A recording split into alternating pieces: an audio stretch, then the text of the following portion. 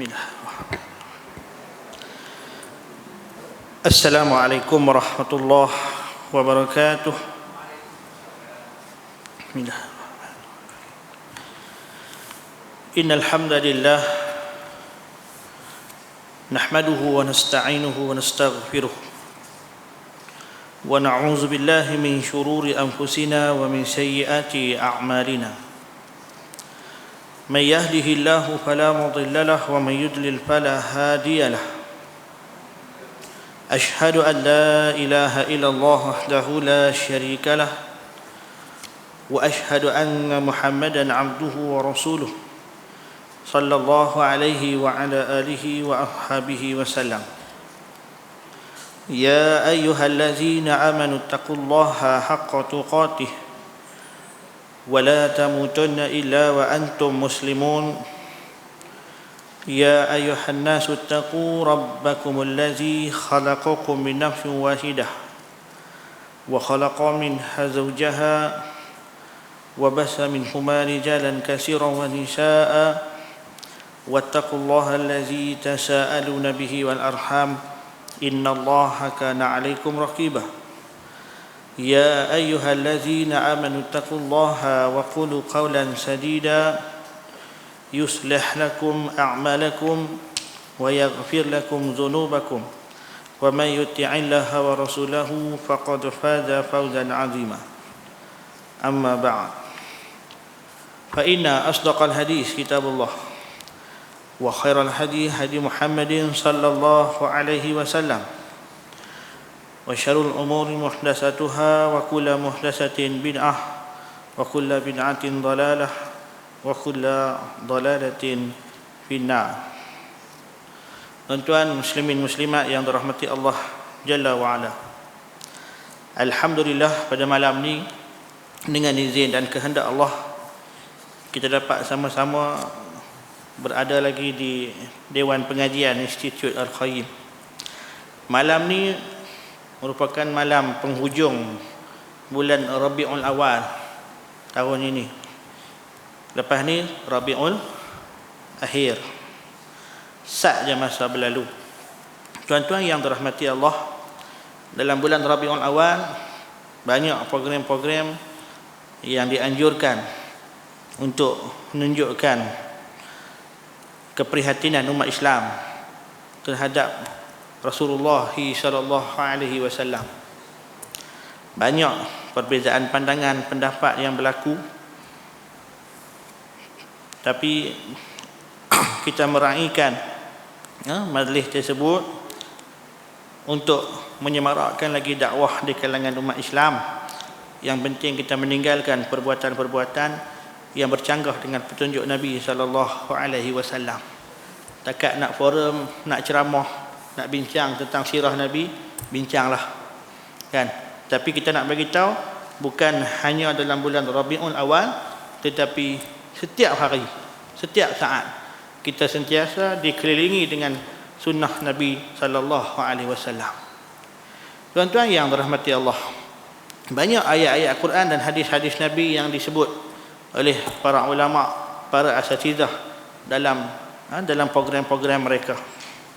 Dan saya teringat satu hadis Nabi sallallahu alaihi wasallam, hadis sahih riwayat Imam Bukhari dan Imam Muslim, daripada sahabat yang bernama Anas bin Malik radhiyallahu anhu. Kata Anas bin Malik radhiyallahu anhu, jaa rajulun ila Rasulillah sallallahu alaihi wasallam. Satu hari telah datang seorang laki-laki kepada Rasulullah sallallahu alaihi wasallam. Faqala, kemudian laki-laki itu berkata, dia bertanya, ya Rasulullah, mata sa'ah, wahai Rasulullah, bilakah berlakunya kiamat? Kiamat ni bila nak jadi? Itu soalan pemuda tadi kepada Rasulullah sallallahu alaihi wasallam. Ada pandangan kata laki-laki itu daripada kaum Badui, wallahu a'lam. Mendengar persoalan daripada laki-laki itu, Nabi SAW tidak menjawab. Tapi Nabi jawab dengan mengajukan kembali kepada laki-laki itu soalan yang lain. Nabi kata dekat laki-laki itu, faqala Nabi sallallahu alaihi wasallam, wa ma a'dattu lis-sa'ah. Apa yang kamu siapkan, apa yang kamu prepare, kamu sedia untuk menghadapi kiamat? Duk tanya kiamat bila ni, apa yang kamu prepare, apa yang kamu sedia? Wa ma a'dattu lis-sa'ah. Apa yang kamu buat untuk menghadapi kiamat? Tuan-tuan, laki-laki itu jawab dekat Nabi, hubballahi wa rasulihi. Yang aku siap sedia untuk menghadapi kiamat adalah kecintaanku kepada Allah dan kecintaanku kepadamu, wahai Rasulullah. Itu dia. Itu jawapan laki-laki tadi. Hak dia prepare untuk kiamat, cinta Allah, cinta Rasul. Kalau tanya pada kita soalan tu, belum tentu semua orang boleh jawab soalan macam jawapan macam laki-laki tu. Tapi laki-laki jawab apa? Hubballahi wa rasulih. Aku cintakan Allah dan aku cintakan Rasul. Dua tu je aku siap untuk kiamat. Lepas tu tuan-tuan, Nabi beritahu satu kabar gembira. Nabi kata apa dekat laki-laki tu? Fa innaka ma'a man ahbabta. Maka sesungguhnya kamu nanti akan bersama-sama dengan orang-orang yang kamu cintai. Jawapan yang ringkas dan padat laki-laki itu jawab, cinta Allah dan cinta Rasul. Dan Nabi habaq, nanti pada hari akhirat kita akan bersama dengan orang yang kita cinta. Tapi cinta tuan-tuan bukan sekadar ucapan di lisan, dengan mulut, dengan lidah, tak cukup. Kena buktikan dengan tindakan praktikal, perbuatan. Sebelum mencintai Nabi SAW, maka wajib kita untuk usaha bersungguh-sungguh mengenali baginda Nabi SAW. Para sahabat ridwanullah alaihim ajma'in, mereka hidup bersama Rasulullah, melihat Rasulullah SAW dengan mata kepala mereka sendiri, bersama-sama Rasulullah dalam dakwah dan jihad, bermusafir, beribadah, berjemaah. Allahu Akbar. Sudah pasti hubungan mereka dengan Rasulullah jauh lebih hebat daripada kita yang hanya mendengar tentang sosok peribadi Rasulullah melalui hadis-hadis yang disampaikan kepada kita melalui para sahabat, tabi'in, tabi'ut tabi'in dan para perawi. Kita semua duk bayangkan, duk gambarkan Rasulullah ni. Allahu Akbar. Tapi kita tetap cinta. Sebab tu pepatah Melayu kata apa? Tak kenal maka tak cinta. Kena kenal Rasulullah SAW. Peringkat awal nak kenal Nabi lagu mana? Belajarlah sirah Nabi SAW daripada awal baginda lahir hinggalah baginda wafat. Dan sirah itu bersumberkan daripada riwayat-riwayat, daripada hadis yang sahih. Daripada baginda kecil membesar sampailah dilantik menjadi Rasul hinggalah baginda wafat. Tuan-tuan, kita kena kenal sampai taraf tu. Makna kata kitab fiqhus sirah ataupun sirah Nabi ada dalam kepala. Anytime, anywhere orang tanya pasal cerita Nabi, kita boleh cerita on the spot, tak bergantung dengan kitab. Dalam usia kita macam ni lah, sepatutnya sirah Nabi itu dalam kepala lah, step by step sampai Nabi wafat. Kalau peringkat anak-anak sekolah rendah, kita ajak lah Nabi lahir, Nabi jadi anak yatim, kemudian Nabi dipelihara oleh ibu susuan, bapa saudara dia, kemudian berkahwin, bekerja, berkahwin, dilantik jadi Rasul, dakwah secara sir, dakwah secara terang sampailah wafat. Tapi kita ni insya-Allah kita usahakan sirah Nabi dalam kepala kita. Macam mana kita boleh ingat sejarah hidup artis-artis pujaan kita, tokoh-tokoh yang kita kagumi, tiba-tiba kita melupakan biografi ataupun latar belakang Rasulullah SAW. Ini yang saya sebut pada adik-adik peserta kem remaja hari itu ni. Bila kita buat satu borang biodata, biografi, kan, latar belakang mereka, kita nak kenal. Kita tanya dalam soalan tu, siapakah artis kegemaran, laki-laki, perempuan yang diminati. Saya sebut pada tuan-tuan. Minta maaf lupa nak bawa lagi apa nama video tu. Dalam peserta kem remaja tahun lepas, kita rangkumkan kertas-kertas biodata tu, majoriti memilih pelakon. Siapa dia tuan-tuan? Laki-laki Aaron Aziz. Pak Long kenal Aaron Aziz? Pak Long muda-muda macam Aaron Aziz ha? Aaron Aziz. Berapa orang minat Aaron Aziz? Angkat tangan ramai. Panggil seorang keluar. Tolong cerita saya pasal Aaron Aziz. Kenapa minat dekat dia? Kawan tu pun jawab, hebat. Dia boleh berlakon macam-macam watak, handsome dan lain-lain. Aaron Aziz nama sebenarnya apa? Dia cerita. Asal dari mana? Singapura. Dah kahwin ke belum? Dah. Anak berapa? 3. Filem apa dia berlakon? KL Gangster 1, KL Gangster 2, Ombak Rindu. Dia boleh cerita pasal Aaron Aziz. Cukup hebat. Tanya pula, boleh cerita tak tentang Rasulullah? Macam kamu cerita tentang Aaron Aziz. Kan tu Bukan tak tahu, tapi dia tak bersungguh-sungguh, tak betul-betul minat untuk mengenali Rasulullah sallallahu alaihi wasallam seperti mana dia kenal artis dan selebriti. Sebab benda tu merata tempat. Dalam paper ada, dalam majalah ada, dalam media-media masa berlambak. Senang nak dapat maklumat tu. Tapi tentang Rasulullah kena buka kitab baru boleh tengok. Kan? Itu masalah. Hak perempuan dengan cara perempuan. Siapa dia tuan-tuan yang paling diminati peserta kem remaja? Tak lain tak bukan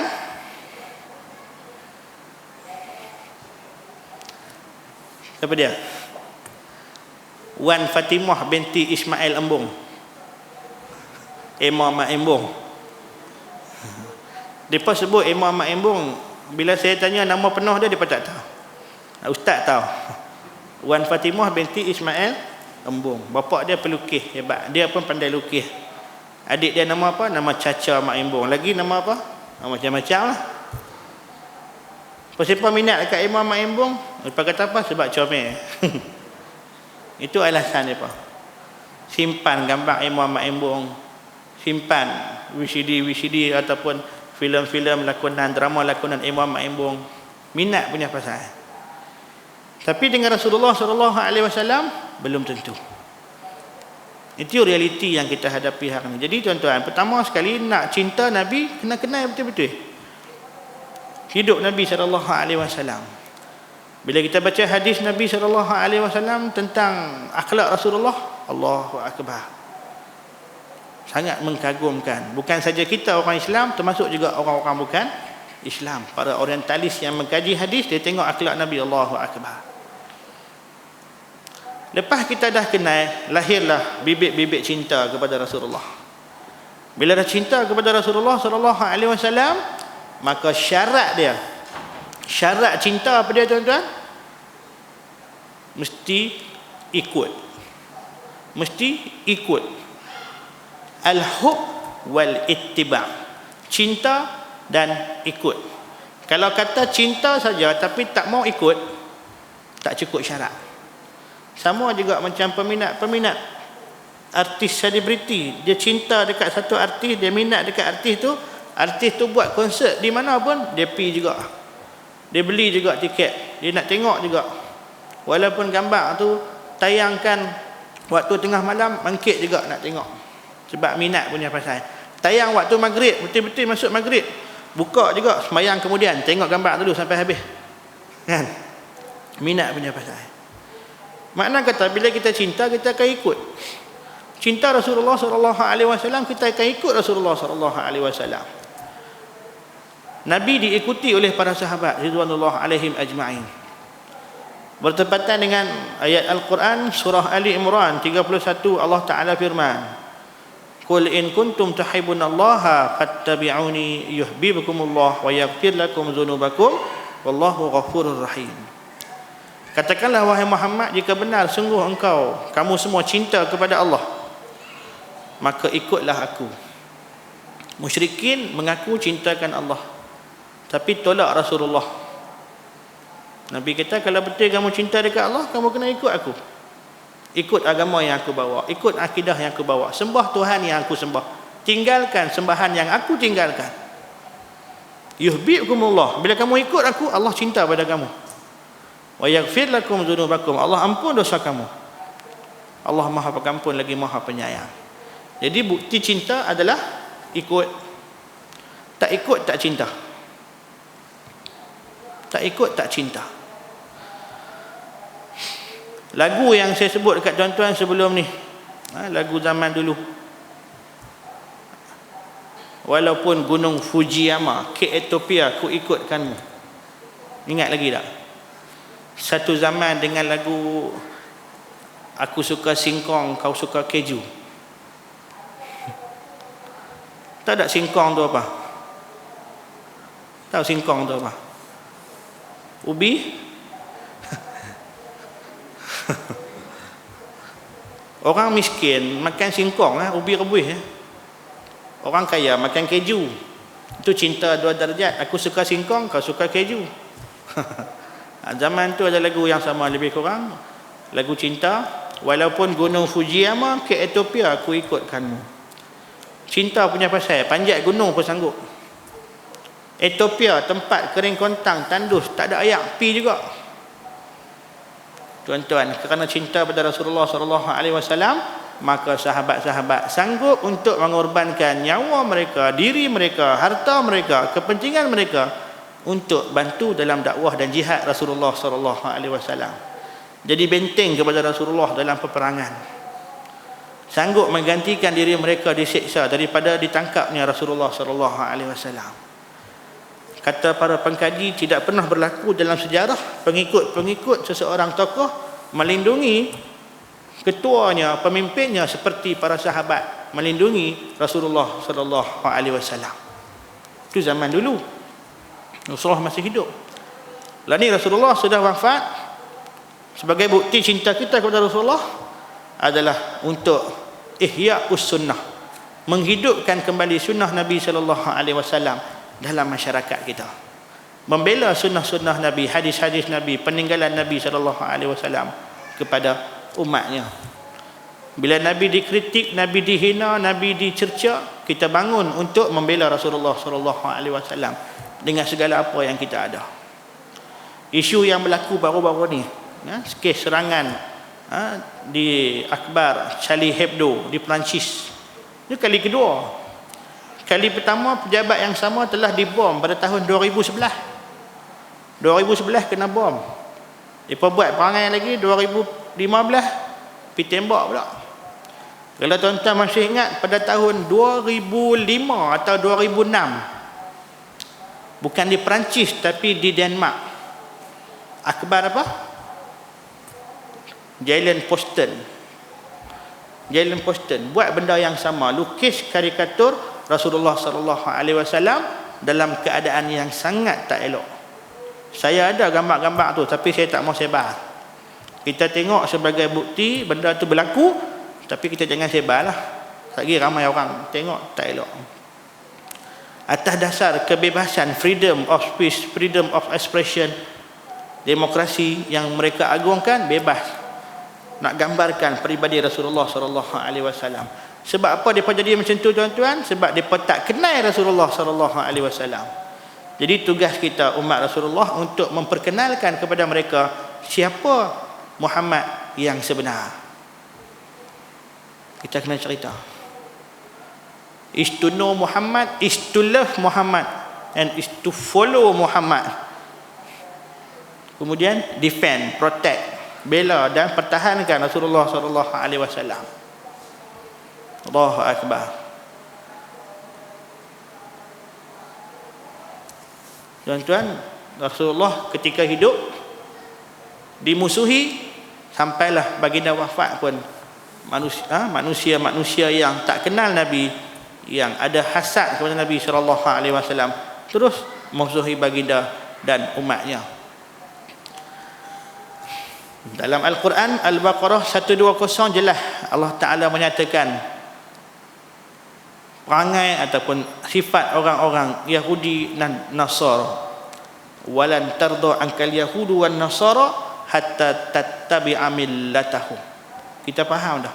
Sekali-kali takkan reda orang Yahudi Nasara terhadap kita semua selagi mana kita tidak mengikut millah ajaran hidup mereka. Jadi tuan-tuan, Rasulullah SAW sudah wafat. Selesai dah tugas yang diamanahkan kepada baginda. Dan tugas tersebut disambung oleh para sahabat ridwanullah alaihim ajma'in. Lebih daripada 70-80% sahabat-sahabat yang wafat di luar Makkah dan Madinah dalam usaha untuk menyebarkan dakwah Islam. Tinggalkan tanah air, tinggalkan keluarga, tinggalkan harta. Disambung oleh para tabi'in, tabi'ut tabi'in, para ulama salaf, sampailah kita di sini di Nusantara menikmati nikmat iman dan Islam. Alhamdulillah. Realiti hari ini tuan-tuan, Islam yang dianuti oleh kita semua daripada keturunan ibu dan ayah kita. Alhamdulillah. Bukan sekadar mengaku dengan lisan, bukan sekadar ditulis di dalam kad pengenalan, tetapi Islam itu mesti dipelajari, mesti dihayati, mesti difahami dan dipraktikkan dalam kehidupan kita. La Islam, kita bangga dengan jumlah umat Islam yang ramai, tetapi Nabi menggambarkan umat Islam yang ramai di akhir zaman seperti apa? Karusa isail, seperti buih-buih di lautan. Adakah kami sikit waktu tu ya Rasulullah? Tak. Kamu banyak tapi macam buih, hanya menunggu, menanti diterkam oleh serigala-serigala yang amat lapar. Musuh-musuh duk tunggu masa ya nak hantam kita. Tuan-tuan sebutlah nama-nama negara di mana umat Islam minoriti. Di situ kita akan dengar umat Islam akan ditindas dan dizalimi, dinafikan hak-hak mereka sebagai seorang Islam. Tetapi di mana saja bumi umat Islam majoriti, kita ramai, di situ kita akan lihat fenomena umat Islam seolah-olah telah lali dengan suntikan ubat-ubat pelali. Jadi bengong, mabuk dengan macam-macam yang diberikan oleh musuh-musuh Islam.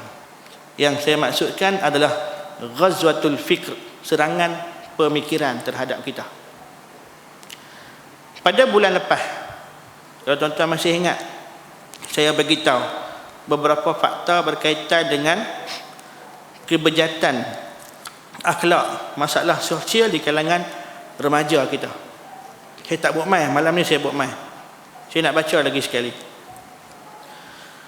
Allah Ta'ala menguji kita di Malaysia dengan musibah banjir. Dengan musibah banjir yang dahsyat kali ini. Macam-macam alasan, macam-macam pendapat, macam-macam pandangan duk cerita pasal punca-punca banjir. Ala kulli hal tuan-tuan, musibah tetap musibah. Dan ucapan orang-orang beriman bila ditimpa musibah tidak lain melainkan qalu inna lillahi wa inna ilaihi raji'un. Kata para ulama, musibah itu dibahagikan kepada 3 jenis, bergantung kepada siapa yang kena. Ada pepatah Inggeris sebut, it is not what happened to you, but is it what you do about it. Understand? Cikgu Ma'am faham tak? It is not what happened to you, but it is what you do about it. Ini bukan cerita apa yang berlaku pada kamu. Apa yang berlaku pada kita, musibah apapun atas kehendak Allah Ta'ala. Kita belajar sifat Allah iradah.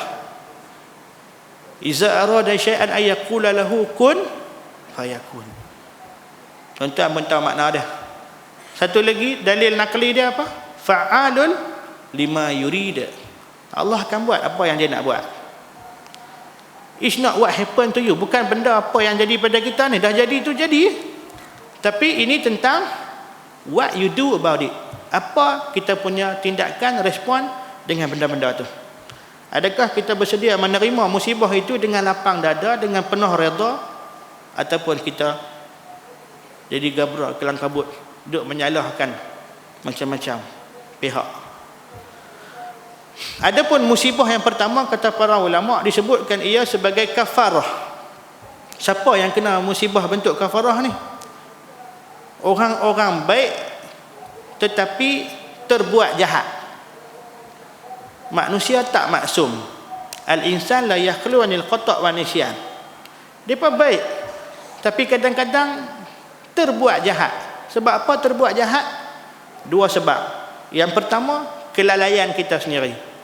Kali. Yang kedua, kegagalan kita dalam mujahadah melawan hawa nafsu. Inna nafsa la amratu bisu. Kita buat baik tapi kadang-kadang kita terlanjur, kita tergelincir.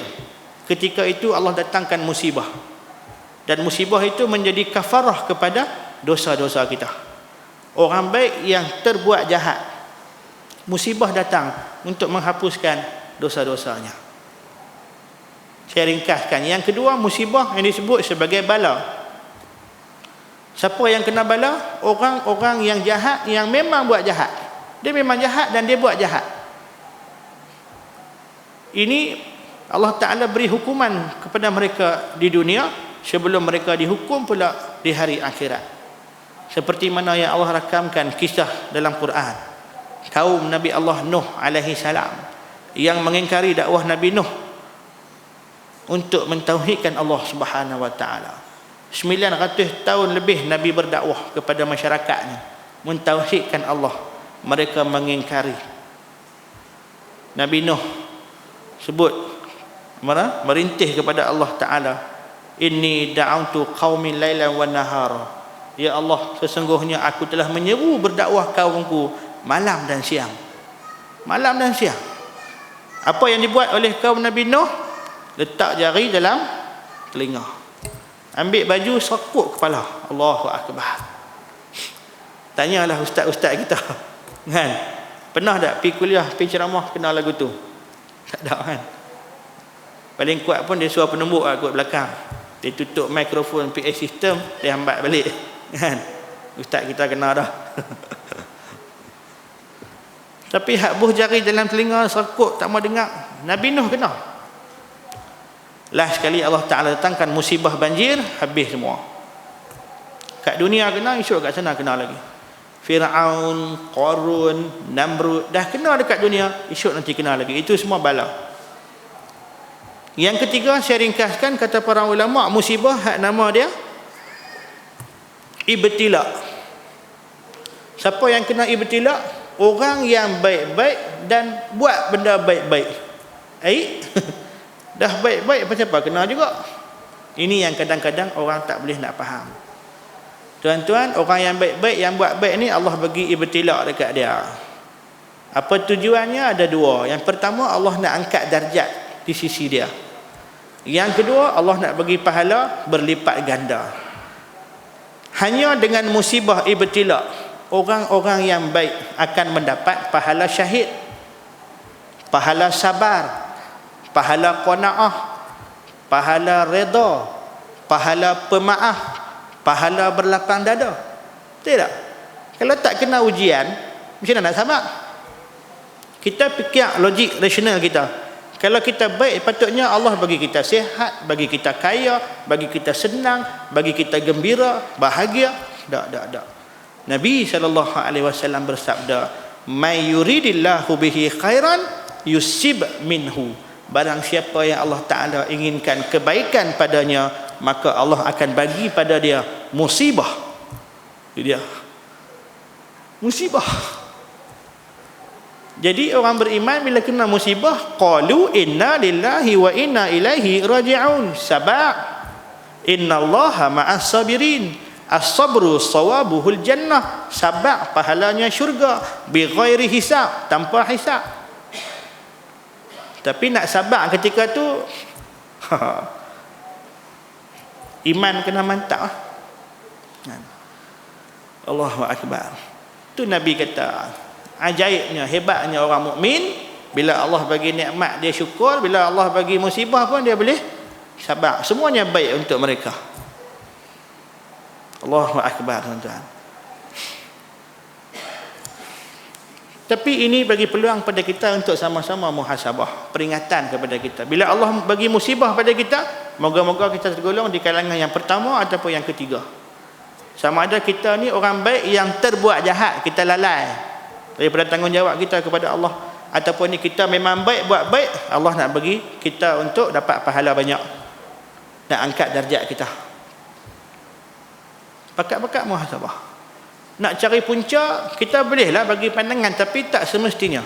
Allah Ta'ala yang maha mengetahui apa yang dia buat. Tuan-tuan, di tengah-tengah musibah yang berlaku, menguji kita umat Islam. Seperti mana yang disabdakan Nabi SAW, perumpamaan orang-orang beriman apabila ditimpa dengan satu musibah, mereka seumpama satu jasad. Satu anggota rasa sakit, maka anggota-anggota lain turut merasai kesakitan yang sama. Itu sifat orang beriman. La yu'minu ahadukum hatta yuhibba li akhihi ma yuhibbu li nafsihi. Tak sempurna iman kamu selagi mana kamu tidak mengasihi saudara-saudara kamu seperti mana kamu mengasihi diri kamu sendiri. Alhamdulillah, kita pakat tolong. Tak boleh pi, tak larat, tak apa. Ada duit, bagi. Ada masa, doa. Ada harta, sedekah. Bagi. Dengan ikhlas, sungguh-sungguh, insya-Allah, untuk bantu saudara kita. Yang nak ambil kesempatan, yang nak ambil peluang, yang tu serah pada Allah Subhanahu Wa Taala. Allah Taala yang akan membalas sesuai dengan apa yang kita buat. Kadang-kadang bunyi juga, tuan-tuan, orang Penang, belah pulau ni, bahasa belah pulau. Dia kata apa? Ada musibat dalam musibah. Minta maaf sebut, tak kasar sangat no. Ada musibat dalam musibah. Siapa dia ni? Yang duk bohong. Dia dapat bantuan berlambak-lambak, dia lungguk dekat rumah dia, dia tak bagi kat orang. Lepas tu dia berlakon piduk depan rumah siapa tak tahu, hak teruk-teruk, buat macam tak dapat bantuan. Ni orang yang tamak. Ada juga jenis tu. Ramai kawan-kawan kita kenal. Dan yang ni akan jadi satu SOP kepada kita jika nak bagi bantuan. Kena tanya background. Duk mana, rumah di mana, jiran nama apa. Kita dapat pahala kita bagi, tapi kita nak sampai kepada orang hak betul-betul susah. Ini pun ada juga. Dalam Allah Ta'ala ada uji pun, ada juga perangai macam tu. Ada sahabat-sahabat cerita keadaan masjid yang kosong dengan jemaah. Allahu Akbar. Allah uji, tuan-tuan. Baik. Ada yang kata ini semua Allah Ta'ala bagi bala dekat kita sebab kita lalai, maksiat, bermaharajalela, macam-macam benda. Saya nak sebut 3 fakta malam ni, tuan-tuan. Bulan lepas saya sebut tak detail, malam ni detail. Tuan-tuan nak salin. Timbalan Menteri Pembangunan Wanita dan Masyarakat. Siapa dia? Datuk Paduka Chiu Mei Fan. Dia punya menteri Datuk Rohani Karim ke apa. Bila ada soalan dalam sidang parlimen yang terakhir sebelum ditutup ditangguh tahun 2014, maka Datin Paduka Chiu Mei Fan bagi jawapan. Statistik data yang diambil daripada JPN, Jabatan Pendaftaran Negara, jumlah anak-anak yang tidak sah taraf, anak-anak luar nikah di negara kita, bukan di Amerika nah, di negara kita, daripada Perlis sampai ke Sabah pada tahun 2009 duk ada 52,378 orang. Allahu Akbar. 52,378 orang anak-anak luar nikah tidak sah taraf di negara kita hanya pada tahun 2009. 52,000, tuan-tuan. Stadium Bandaraya tak celui, Campak Stadium Batu Kawan pun tak celui. 2010, selang setahun, 52,982 orang. 52,982. bertambah berapa? Bertambah dekat 600 orang. 2011 53,788 orang, bertambah 1,000 lebih. 2012 58,715 orang, bertambah 5,000 lebih. Allahu Akbar. 2013 bulan 1 sampai bulan 6 pertengahan tahun baru 14,239 orang, baru 14,000. Lagi 6 bulan tak kira lagi, sebab mereka kata banyak hak beranak hujung tahun. Dia projek awal tahun, malam tahun baru, malam Valentine, dia beranak hujung tahun. Hak tahun ni kena tanya, hak tahun lepas tanya tahun ni. Yang tu pun duk ada berapa? Dekat 200,000 lebih hanya dalam tempoh 4-5 tahun. Allahu Akbar. Apa nasib budak-budak ni? Siapa yang bertanggungjawab untuk mendidik mereka, menjaga mereka, membimbing mereka? Andai kata bila mereka besar nanti, mereka sedar mereka ni anak tidak sah tarah, mereka tak salah ibu bapa mereka. Allahu Akbar. Bahagian seksual, siasatan seksual, penderaan dan kanak-kanak, unit D sebelah Polis Kontijen Negeri Pahang buat keluar dia punya laporan hujung tahun 2014, tahun lepas. Daripada bulan 1 sampai bulan 10 duk ada 128 kes rogol di Pahang saja. 128 kes rogol, 60 kes cabul kehormatan, 13 kes dera kanak-kanak, 7 kes liwat, 1 kes buang bayi di Pahang sahaja. 2013 173 kes rogol dalam tempoh yang sama 10 bulan. Mana kata sebulan 12 ke 17 orang kena rogol di Pahang sahaja. 95 kes cabul kehormatan, 12 kes liwat, 3 kes buang bayi, 13 kes dera kanak-kanak. Kita nak dengar pula lepas ni berapa orang pesalah-pesalah perogol yang ditangkap, didakwa dan dijatuhkan hukuman. Andai kata tak kena tangkap lagi masyarakat dalam bahaya. Bahaya tuan-tuan. Ini di Pahang sahaja. Kemudian kenyataan yang dikeluarkan oleh Menteri Kebajikan Wanita Pembangunan Negeri Sarawak, Datuk Fatimah Abdullah, di Sarawak sahaja tempoh yang sama Januari hingga Oktober 2014, statistik remaja yang hamil di Sarawak. Remaja hamil. Remaja ni duk mengaji lagi lah maksudnya. Remaja kategori pertama yang umur dia 10 tahun hingga 14 tahun, Pak Hamid. Darjah 4 sampai tingkatan 2 di Sarawak ada 120 remaja yang dah mengandung. Agak-agak depan ni menikah tak? Darjah 4 tingkatan 2 120 kes hamil. Allahu Akbar. Tahun lepas bulan 1 sampai bulan 10, yang umur 15 tahun sehingga 17 tahun yang ambil PT3 dengan SPM sebaya dengan kamu kan, tahun lepas kan, sebaya dengan kamu 17 tahun. Duk ada berapa?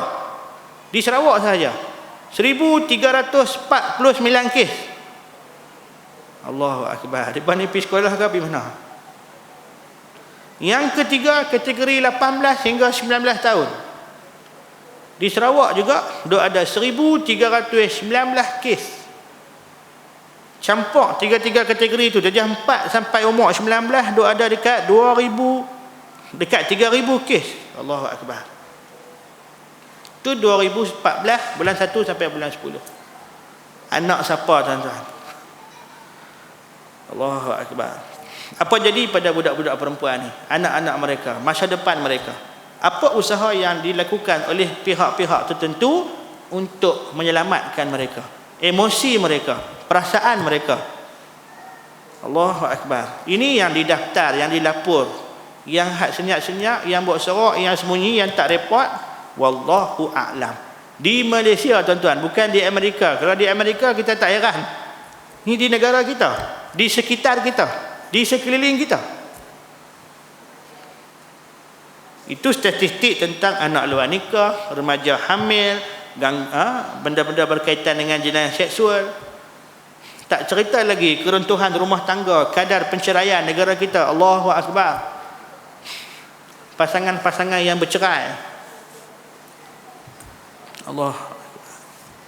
Jadi kita pilah sembang ke mana pun, balik-balik mai kita letakkan sedikit ataupun kita letakkan kesalahan tu mungkin ada pada kita juga. Sebab apa pada kita tuan-tuan? Sebab dakwah yang kita lakukan, amal makruf yang kita lakukan, nahi mungkar yang kita lakukan belum mencapai ke tahap yang betul-betul maksimum. Kita buat, tapi berapa persen? Kita main dakwah dekat dewan, dakwah dekat masjid, dakwah dekat surau. Yang main dengar ni memang hak baik-baik dah, hak nak mencari kebaikan. Tapi yang hak di tempat-tempat lain tu siapa nak pi? Kita duk cerita macam-macam hebatnya dakwah Hasan Al-Banna, masuk kedai kopi dakwah. Tapi kita masuk kedai kopi tak dakwah. Kita masuk kedai kopi, kita duk jadi pengulas, duk sembang tak habis-habis. Ni salah, ni tak betul, ni tak kena. Balik-balik tengok Hindustan dia nak. Allahu Akbar. Jadi isu dakwah ni relevan sepanjang masa. Ni tu kerja kita. Saya sebut pada tuan-tuan sebelum ni, dakwah adalah seumpama bumbung kepada bangunan kita. Islam tanpa dakwah seperti bangunan tanpa bumbung. Islam tanpa jihad seperti bangunan tanpa bumbung. Kita ada lantai, ada dinding, ada tiang, tapi tak ada bumbung. Kita ada akidah, kita ada ibadah, kita ada akhlak, tapi tak ada bumbung. Tak ada dakwah, tak ada jihad. Akhlak umat Islam akan rosak. Ibadah umat Islam akan lintang pukang. Akidah mereka pun akan wa na'udzubillah. Dakwah.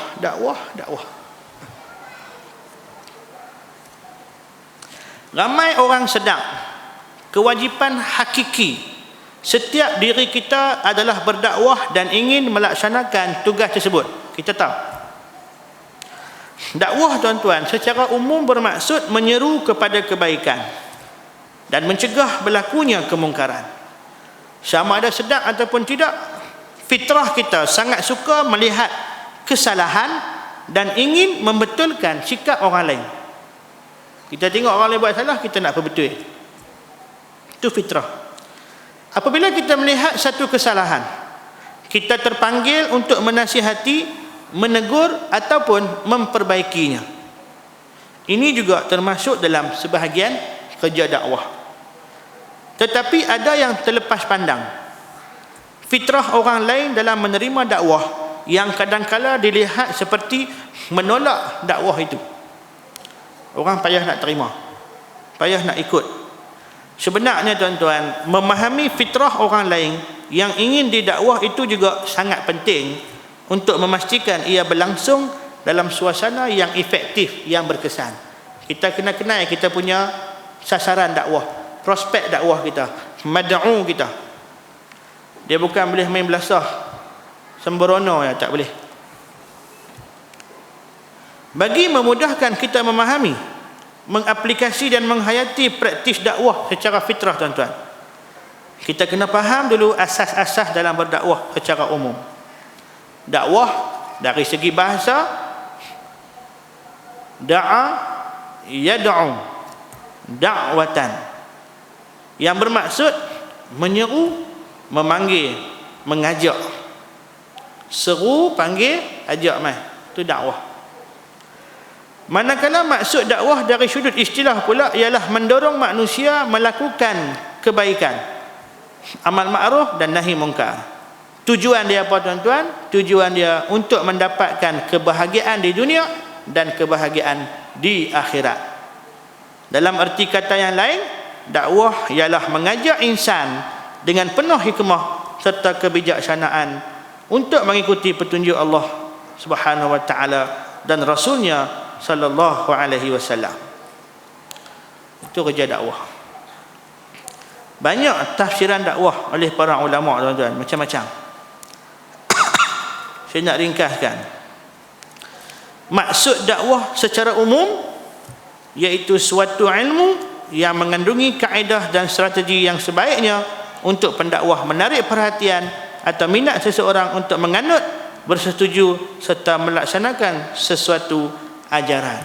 Dan panutan kita, teladan kita dalam dakwah tak lain tak bukan adalah Rasulullah sallallahu alaihi wasallam.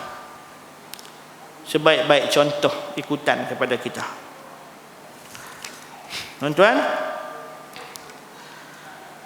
pada zaman ini kegiatan dakwah sangat diperlukan bagi membendung segala masalah keruntuhan akhlak yang semakin berleluasa. Fakta-fakta yang saya sebut tu berlambak lagi. Jika konsep dakwah ini tidak digunakan dengan hikmah dan bijaksana, maka kemungkinan besar ia tidak mampu menjadi solusi bagi masalah tersebut. Dan setiap seorang da'i pada hari ini perlu mempunyai persediaan dan jati diri yang kuat. Tuan-tuan, kita siapkan diri kita dengan ilmu.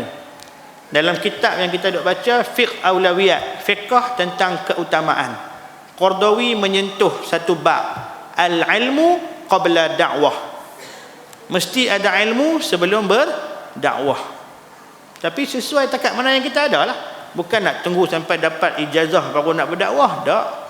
Nabi kata, balighu anni walau ayah. Sampaikan daripadaku walaupun satu ayat. Tapi kena betul-betul faham lah apa yang kita nak ajak. Sekadar nak ajak semayang, nak suruh buat benda baik, itu biasalah. Tapi kalau kita nak lebih advance, kita kena melipat gandakan ilmu kita dan kita berdakwah dengan cara yang lebih efektif. Itu maksud saya. Semua kena buat dakwah ikut tahap masing-masing, kemampuan masing-masing. Buat, tetap kena buat. Di mana bumi dipijak, di situ Islam kita kena ajak. Di mana bumi dipijak, di situ Islam kita kena ajak. Saya cikgu, buat cara cikgu. Kan, tuan-tuan businessman, cara businessman. Student, cara student. Kerja kilang, cara kerja kilang. Pensioner, cara pensioner. Kan, dalam masyarakat, cara masyarakat. Tetap kena buat.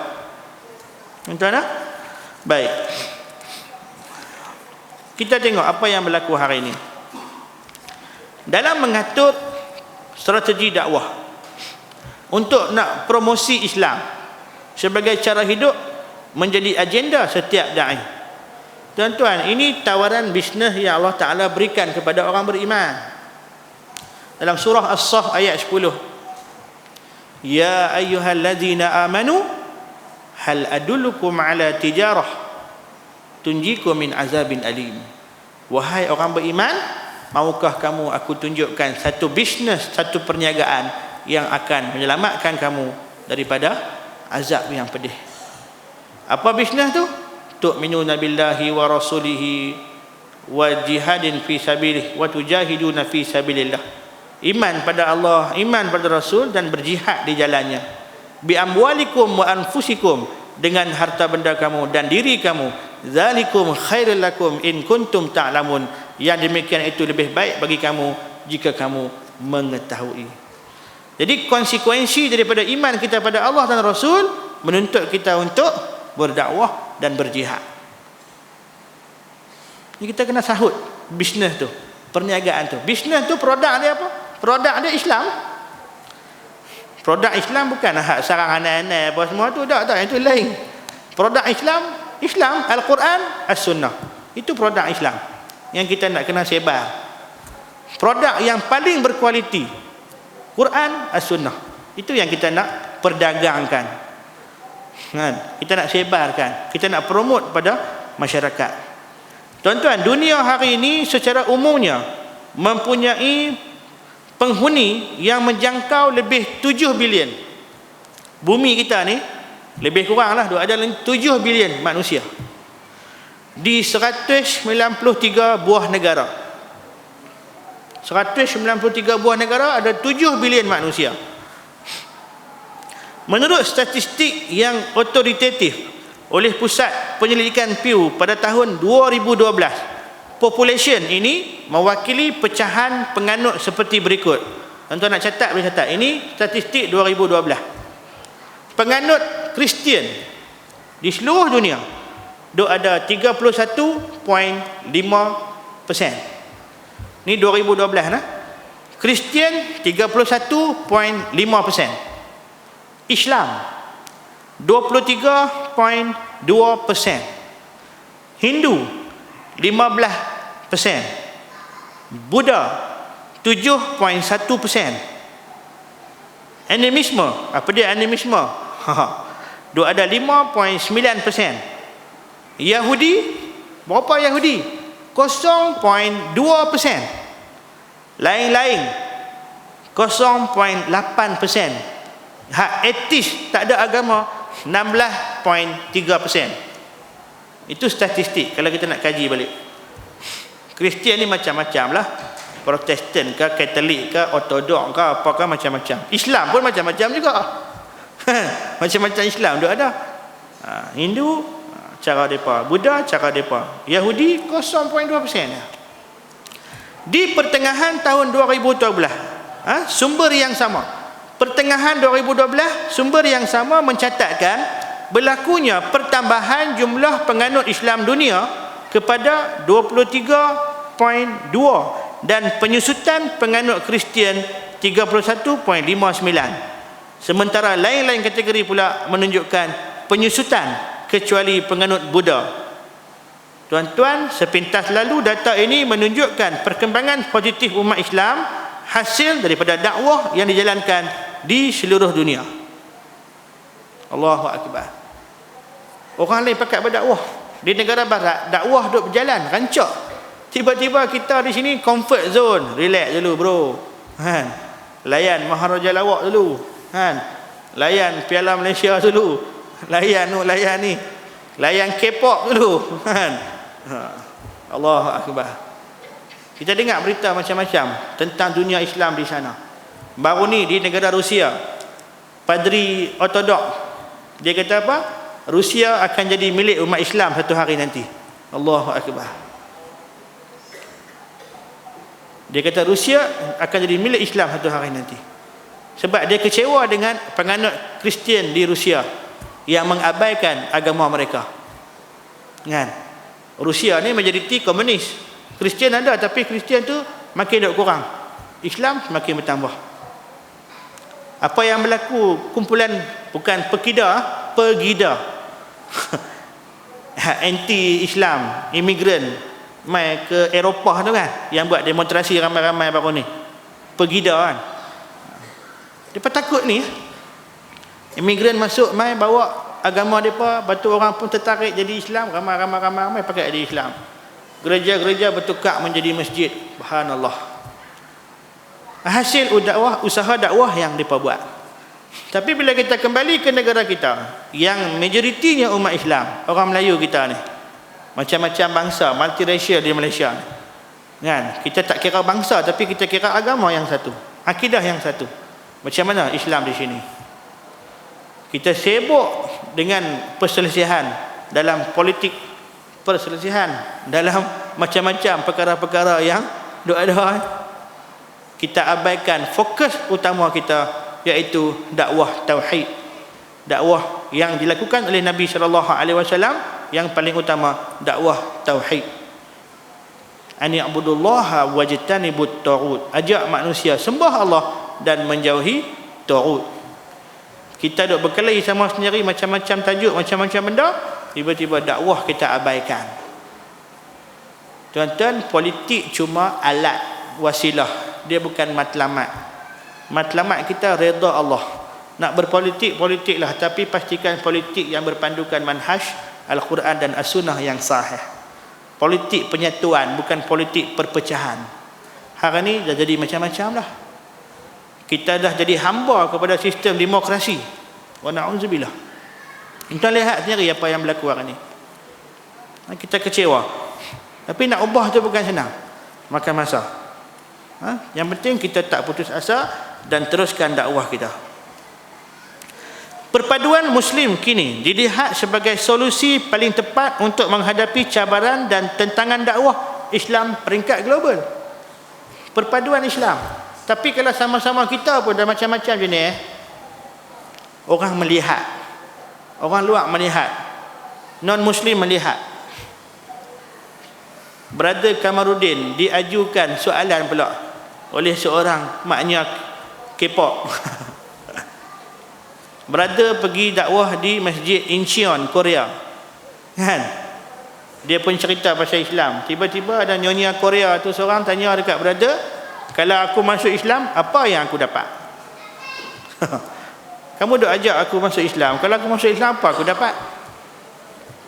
Kita nak jawab apa? Ustaz Abu Talib nak jawab apa?